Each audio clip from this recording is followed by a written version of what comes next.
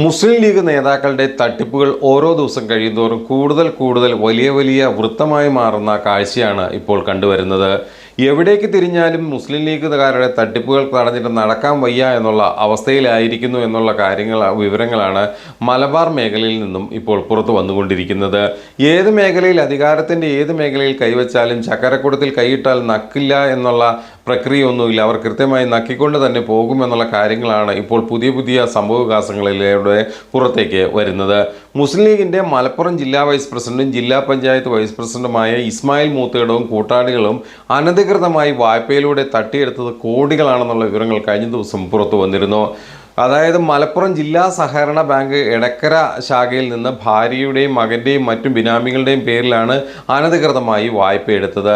2016-18 കാലയളവിലെ വായ്പകളെല്ലാം കോടികളുടെ കുടിശ്ശികയായാണ് ഇപ്പം മാറിയിരിക്കുന്നത്.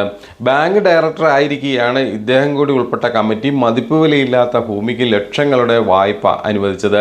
ഇദ്ദേഹം ഉൾപ്പെടെ ഈ മുസ്ലിം ലീഗ് നേതാവ് ഉൾപ്പെടെ 6 പേർക്കെതിരെ വിജിലൻസ് കേസെടുത്ത് അന്വേഷണം ആരംഭിച്ചതോടെയാണ് തട്ടിപ്പിൻ്റെ ആഴം കൂടുതൽ വ്യക്തമായി വന്നുകൊണ്ടിരിക്കുന്നതെന്നുള്ള വിവരങ്ങളും മലപ്പുറത്തു നിന്നും പുറത്തു വരുന്നുണ്ട്.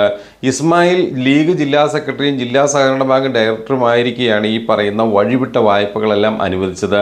മകൻ്റെ പേരിൽ 2016 എടുത്ത 50 ലക്ഷം രൂപ കുടിശ്ശിക വായ്പ ഇപ്പോൾ 1.5 കോടി രൂപയായി മാറിയിരിക്കുന്നു. അതായത് 50 ലക്ഷം രൂപ എടുത്തിട്ട് അതിപ്പോൾ 1.5 കോടിയിലേക്ക് മാറിയിരിക്കുന്നു.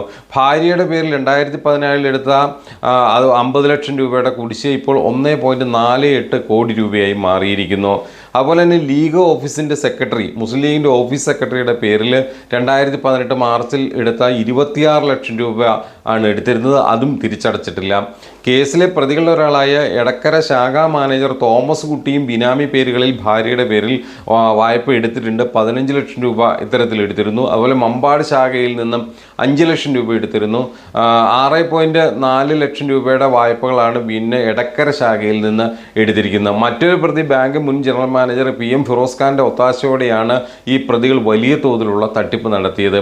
അതായത് കൃത്യമായി പറഞ്ഞാൽ മതിപ്പ് വിലയില്ലാത്ത ഭൂമിക്ക് ഇല്ലാത്ത കാര്യങ്ങൾ വലിപ്പം കാണിച്ച് അല്ലെങ്കിൽ ഇല്ലാത്ത മൂല്യം കാണിച്ചുകൊണ്ട് ഇവർ വലിയ തോതിലുള്ള രേഖകളിലെല്ലാം ക്രമക്കേടും തിരിമറിയും നടത്തി വലിയ തോതിലുള്ള ഈ പണം തട്ടിയെടുക്കുകയായിരുന്നു. അതായത് ഈ വിജിലൻസിൻ്റെ പ്രാഥമിക അന്വേഷണത്തിൽ ഈ പറയുന്ന കാര്യങ്ങളെല്ലാം പുറത്തു വന്നിട്ടുണ്ട്. ഇതിൻ്റെ അടിസ്ഥാനത്തിലാണ് കേസ് രജിസ്റ്റർ ചെയ്തിരിക്കുന്നത്. ഈ സംഭവവുമായി ബന്ധപ്പെട്ട് ലീഗിലെ സംസ്ഥാന നേതാക്കൾക്ക് അടക്കം ബന്ധമുണ്ട് എന്നുള്ള വിവരങ്ങളും മുസ്ലിം ലീഗിലെ മലപ്പുറം മേഖലയിൽ നിന്നും പുറത്തു വരുന്നുണ്ട്. കാരണം സംസ്ഥാന നേതൃത്വത്തിൻ്റെ ചില ബന്ധപ്പെട്ട അത്രയും ക്ലോസായി ഇടപെട്ടിരുന്ന ആളാണ് ഈ പറയുന്ന മുസ്ലിം ലീഗ് നേതാവ് എന്ന് പറയുന്നത്. ഇദ്ദേഹത്തിന് ഈ ഇസ്മായിൽ എന്ന് പറയുന്ന ആൾക്ക് സംസ്ഥാനത്തെ മുസ്ലിം ലീഗിൻ്റെ ഉന്നത നേതാക്കളുമായി വളരെ അടുത്ത ബന്ധം ഉണ്ട് എന്ന് തന്നെയാണ് വിശ്വസിക്കുന്നത്. അപ്പോൾ ഈ തട്ടിപ്പിൽ നിന്ന് ഊരി കിട്ടാനായിട്ട് സംസ്ഥാന നേതൃത്വത്തിൻ്റെ വലിയ തോതിലുള്ള ഇടപെടലുകൾ അടക്കം ഉണ്ടായിട്ടുണ്ട് എന്നുള്ള വിവരങ്ങളും ഇപ്പോൾ പുറത്തു വരുന്നുണ്ട്. ഏതായാലും വരും ദിവസങ്ങളിൽ കൂടുതൽ സങ്കീർണമായ കാര്യങ്ങളിലേക്കാണ് മുസ്ലിം ലീഗിൻ്റെ തട്ടിപ്പുമായും അതുമായി ബന്ധപ്പെട്ട കാര്യങ്ങളും നീങ്ങുന്നത്.